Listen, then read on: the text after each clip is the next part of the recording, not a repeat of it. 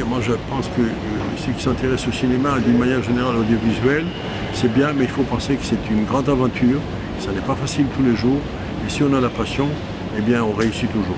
Mais il faut vraiment avoir la passion.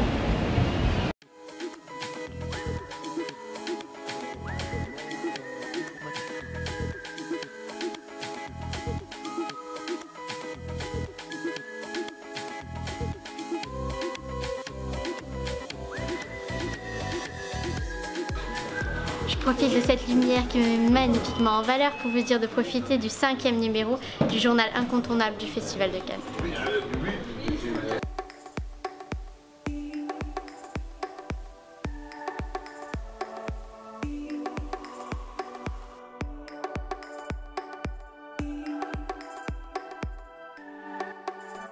Hello. Hi. Nico. You're nice with him. Hey man. Thank you.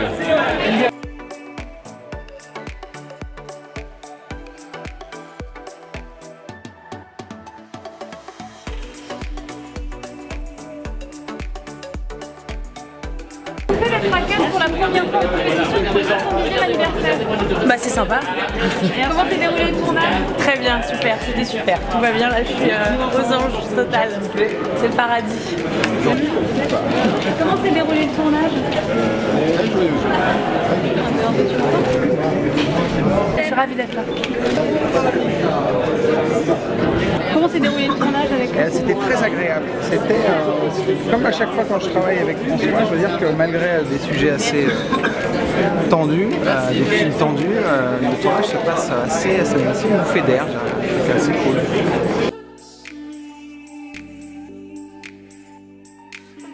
Je suis très content d'être là. Merci.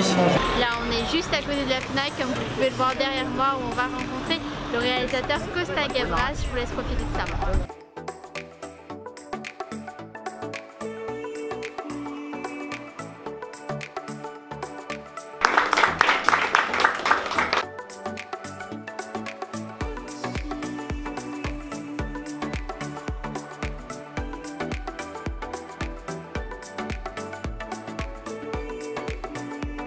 Alors, vous êtes un habitué de Cannes, vous étiez déjà venu dès le début de votre carrière. Vous êtes par exemple remporté le prix du jury. Justement, je voulais savoir... Aussi le prix Trétignan Oui. pour l'interprétation. Et justement, je voulais savoir comment vous avez réussi à financer ce film. Ça a été très difficile. C'est Jacques Perrin qui s'en est occupé. On ne trouvait pas les lieux pour les tourner. On a trouvé Jacques Perrin nous proposait d'aller voir à Alger. On connaissait, il nous dit est-ce que tu peux les tourner là-bas? C'est vrai, nous sommes allés là-bas. Et c'était la bonne ville pour faire le film. On a demandé aux Algériens s'ils acceptaient de nous aider. Ils ont dit on va nous aider, on va nous laisser faire tout ce que vous voulez dans la ville. On va vous donner de l'argent, mais on a quelques techniciens, on peut les utiliser. Voilà. C'est comme ça qu'on a pu avoir les premières. Mais avant, on avait eu au Centre national du cinéma, vous savez, il y a un système qui finance en partie, à toute petite partie, les scénarios. Donc ils avaient aussi financé le scénario, ce qui faisait que c'était un label. Donc c'était déjà un grand encouragement, plus l'aide des Algériens, plus des petits argent qu'on a trouvé ici et là, plus des acteurs qui ont accepté de ne pas être payés tout de suite ou d'être payés très peu, on a réussi à faire le film. Dû au succès de vos films, Hollywood vous a proposé de réaliser Le Parrain, vous avez décliné l'offre. Justement, pourquoi refuser de tourner ce film?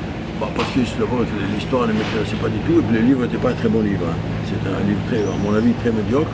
D'ailleurs, je le dis à Coppola quand on discutait une fois de cela, mais Coppola a fait un film formidable que moi je n'aurais jamais fait en Amérique. Donc je ne le regrette pas du tout.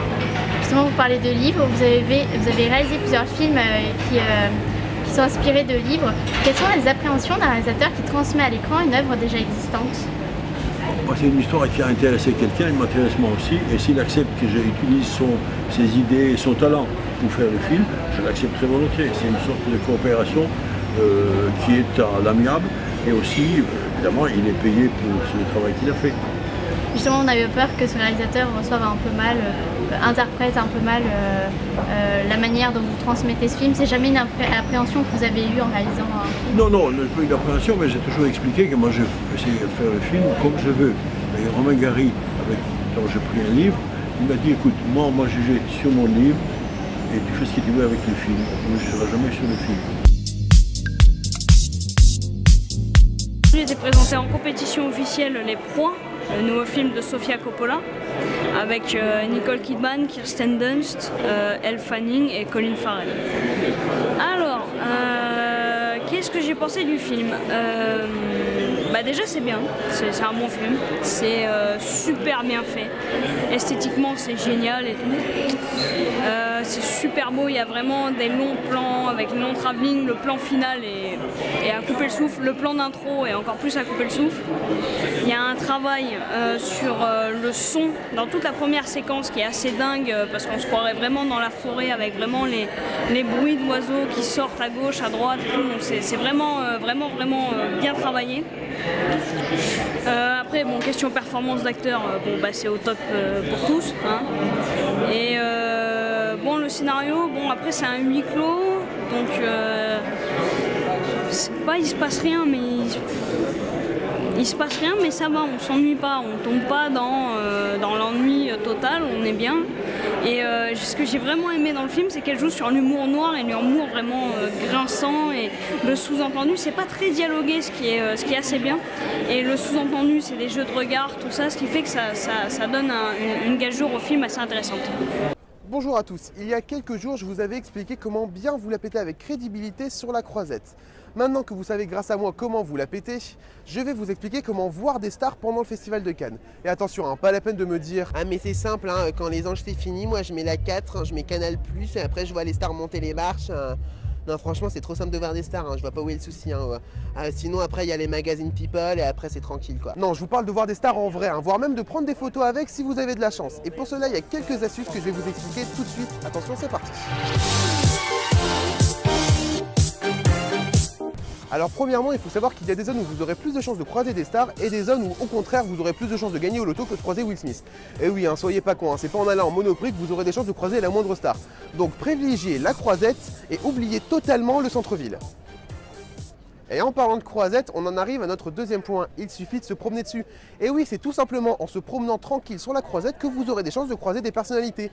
Bon, après, n'espérez pas non plus voir Will Smith ou Monica Bellucci, mais pour ce qui est de ceux du petit écran ou d'internet, vous aurez plus de chances de les croiser en train de se balader tranquille. Et en plus, vous serez tranquille pour leur demander des photos.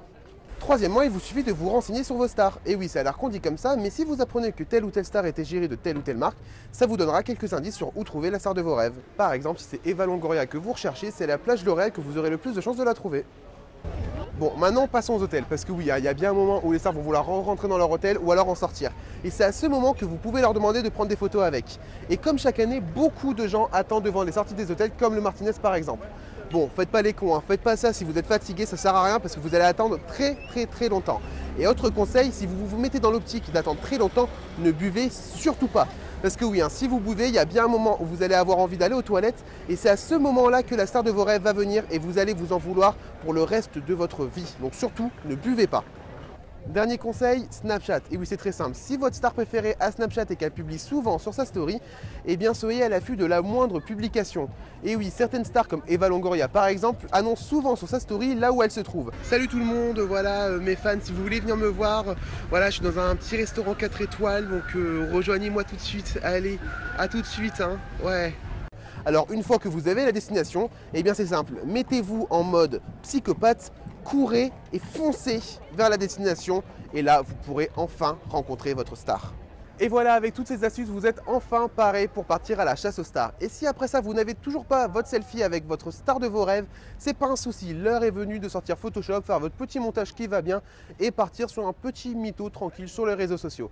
Allez, je vous laisse, je vous dis à dimanche pour le tout dernier Presque Festival. Salut!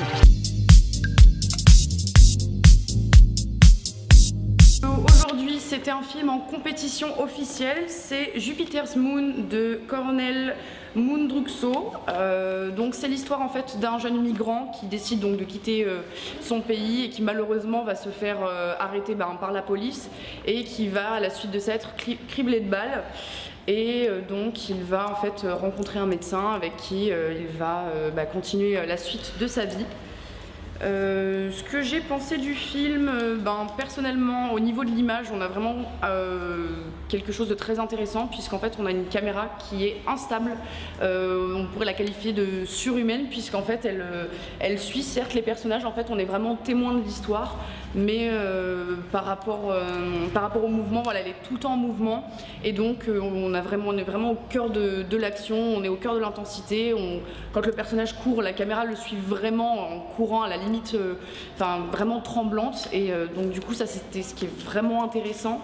Mais par contre au niveau du scénario, écoutez, moi personnellement j'ai pas vraiment compris l'intérêt. Il y a plusieurs histoires qui s'entremêlent et moi je pense que ça a mal été exploité, que le réalisateur a voulu ouvrir trop de portes sans pour autant s'avancer dans ses portes et répondre aux attentes du public. On est un peu perdu à la fin du film, on ne sait pas réellement en fait quoi en penser, on ne sait pas. Voilà.